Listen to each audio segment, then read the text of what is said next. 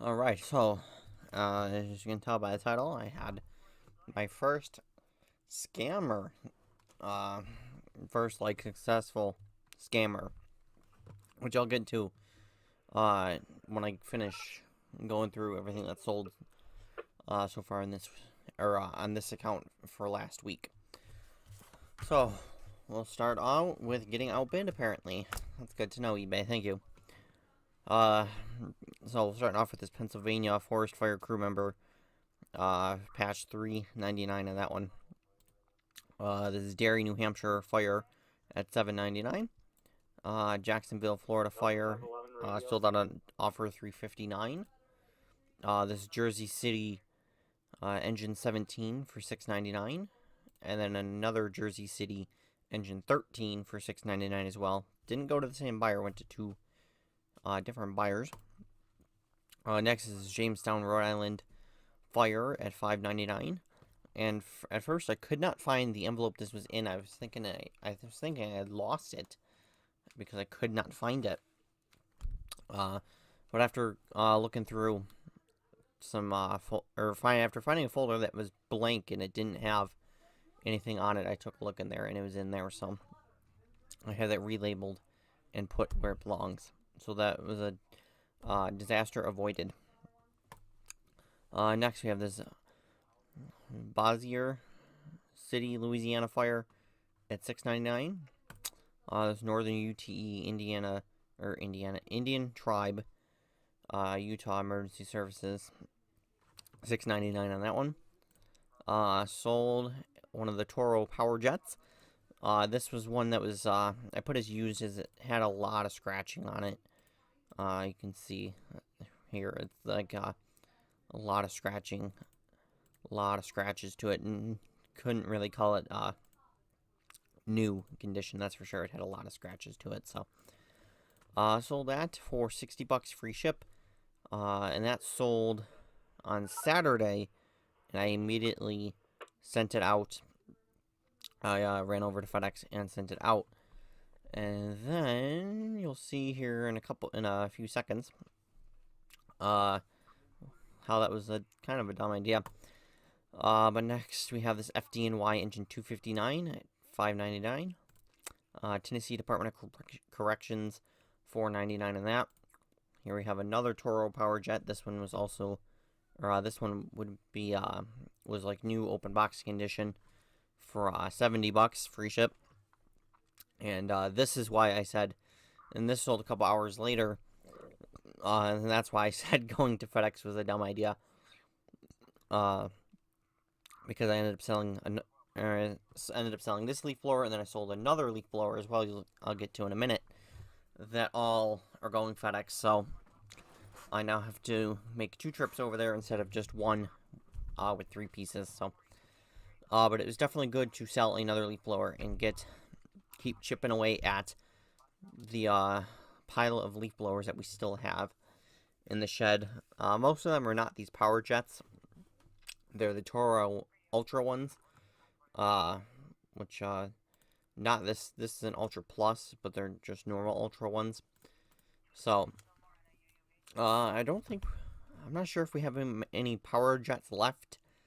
I don't think so. If we do, it's only like 1 or 2. It's just a couple. And these actually took a bit longer to sell than they normally would. Where is the date I listed this? May 31st. So it seemed to take a tad bit longer to sell compared to the last time when I listed leaf blowers.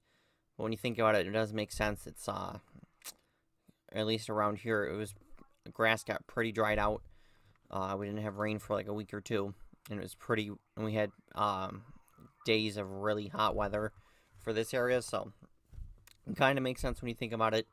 You're out of the spring and getting into summertime where grass won't grow as fast. So, and then so you don't really need a leaf blower.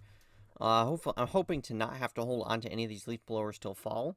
I definitely think they would sell in once you get to like September, October, more like later September, October. if it really came down to it, but I'm hoping I can get rid of all of them before then. The leaf blowers, it's not something I bought, it's something my brother bought.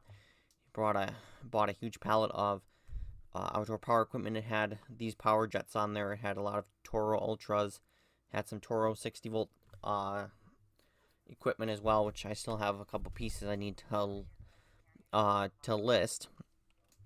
And there are actually some pretty good ones still, that still need to be listed. And it takes up a lot of space in his little shed that he's got out back. I think it's like a 10 by 12, 10 by 14, something along them lines. And it takes up a lot of space, including all the other crap that he's got in there. So he was trying to sell them locally, and he wasn't getting much action.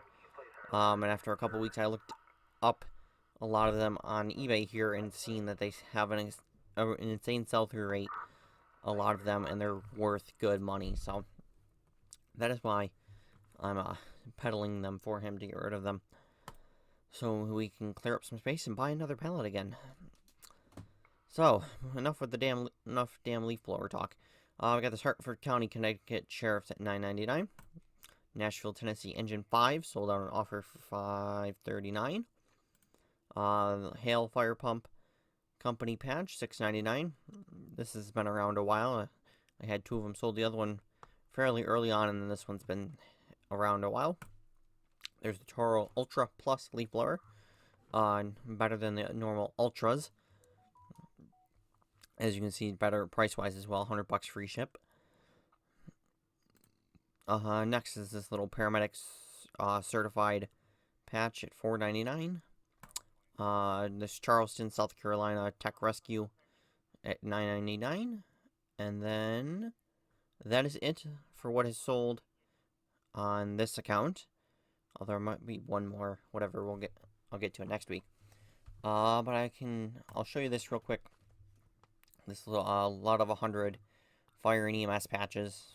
First photo here is upside down, but it's an okay variety. It's nothing that really like stands out. Some of it's like repeat stuff that I've sold before I currently have.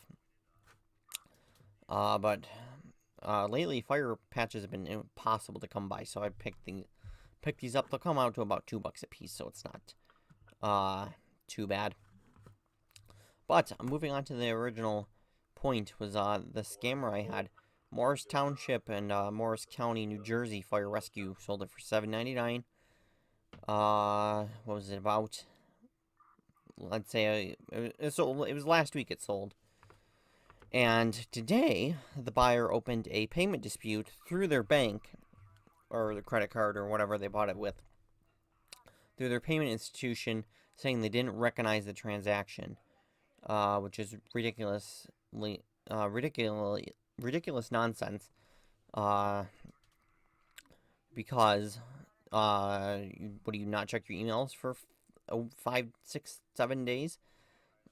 Because you'd get the email, your order confirmation email, and the shipping notification, so you can't act like you didn't know it existed. I find it very hard to believe. So, anyways, I have really, one of the things is I could dispute it by showing proof of delivery, but since I don't do tracking, I don't have proof of delivery unless they say something in a message about it being delivered.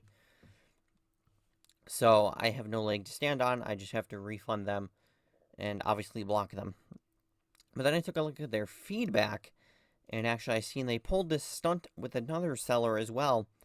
Originally they left positive feedback because it was probably just like an automatic feedback thing. And then they followed up with a note saying about how the unidentified transaction, beware to other sellers that this is a scammer. And obviously you don't see that feedback until they buy it. You can't, pre-scout every buyer. So that is pretty much how I got scammed. So like I said, pretty much anyone opens a item not received case, I have no leg to stand on, other than only one time did, I was able to fight it and get my money back. Because the buyer had said in a message that it had arrived today. They were impatient and just opened the case with it when it had only been like a week. So, sometimes with the post office it takes 1 to 2 weeks. I usually say wait at least 3 weeks before you open an item not received case. But they literally had said in a message that it had arrived, and I asked them to close the case, but they didn't. It went to eBay. They originally found in the buyer's favor. I was able to appeal it and tell them, hey, they literally said in a message that they received it. Give me back my money, and they did. So that was one little brownie point for eBay. That a very rare brownie point. Moving on to the other account. Starting off with this little auction that didn't go as well as I thought it would go. This Erie County Sheriff's little like St. Patrick's Day patch. Started the auction at $12.99 and only went up to $15.50. Plus forage ship. I wanted to make sure this didn't get lost. I bought it for $10 on Underdog patches, along with a couple other Erie County Sheriff's patches for myself, and also to flip as well.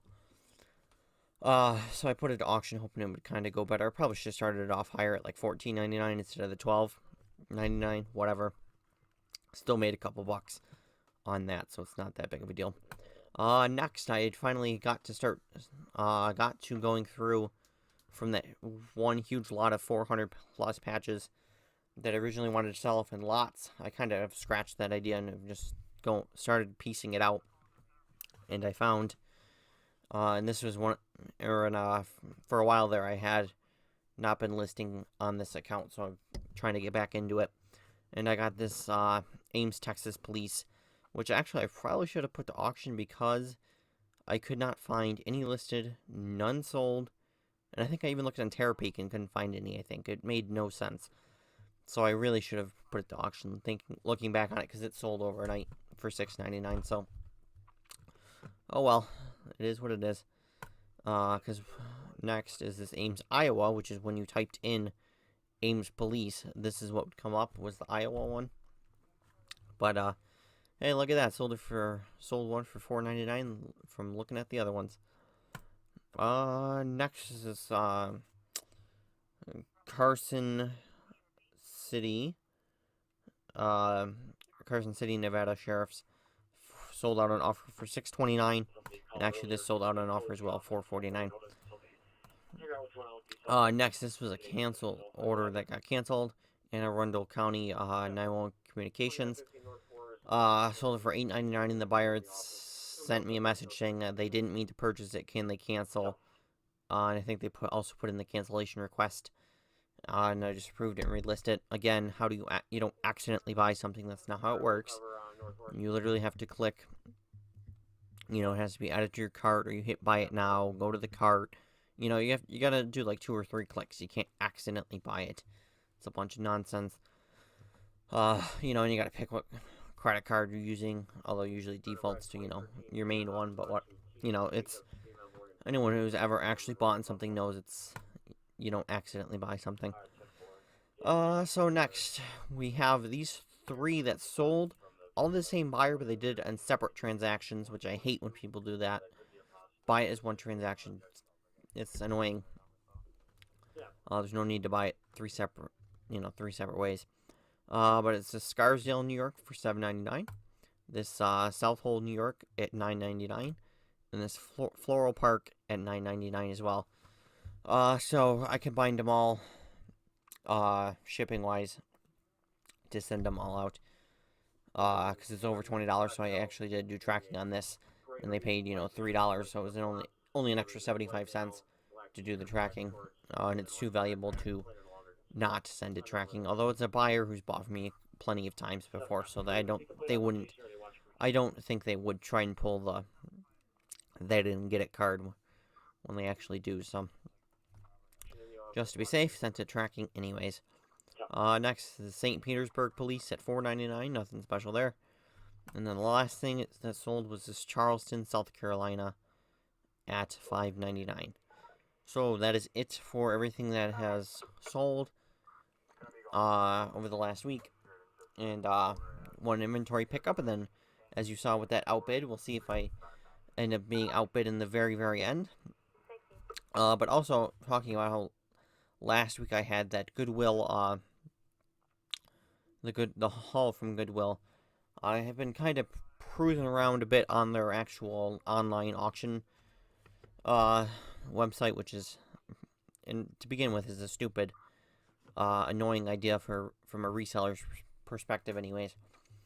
But kind of poking around on there, looking at some like video games, and consoles and that, and usually I end up kind of forgetting about them, so I don't ever end up winning them, or I don't think the margins are good enough. Would be good enough after paying, the handling fee and then shipping if it was not local, although I was pretty much looking at the local one. So usually there's just not enough meat on the bone, especially when you don't know if they work. It's just too much of a gamble for me.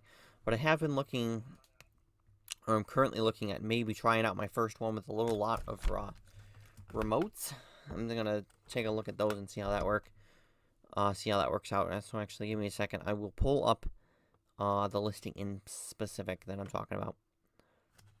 Here is the little lot that I'm looking at. This little lot, as you can see, has got 3 that are brand new in package. Although this middle one looks like it might not be. The package might not be very good. And then it's got these remotes, and then that's just a close-up, and then there's these 3 other ones. I looked up this Toshiba one right here in the middle. It's worth about $15. And then this Sony AV system. I can't seem to find like an actual Sony one. I've seen other like replacement ones. So I'm thinking that might be another like $15. And then like that's a TV remote. The rest of these are pretty much TV remotes. And then there's, like I said, these new ones in package. I don't really think they're worth that much. RCA, and Philips. But it also doesn't help. These photos are not very good. Even when you zoom in, it's hard to read, the model numbers on them. If they even have them. And it doesn't show like the back where a lot of times the model numbers are in that. So, taking a bit of a gamble here. But as you can see, this one will be coming from Minnesota. $2.99 handling price. And then it's got shipping. Calculated at like $12, which seems ridiculous. Seems quite high. But I figure between like those 2 remotes right there, I can probably get my money right back right from there. I'll be in it about 20, 25 bucks, maybe 30, I think. So that's why I think between like the 2 remotes, assuming they work, I should be able to get my money back. I figure there's enough remotes here that they should work. At least 2 or 3 of them should be enough to get me in the profit. And, the remotes are super small, super easy to test. You just point them at the camera lens. And if the light flashes, you're good. They work. So we're going to try that out and see how it goes with shopping on Goodwill's online website. So, other than that, that is it for this week. I'll see you guys next week.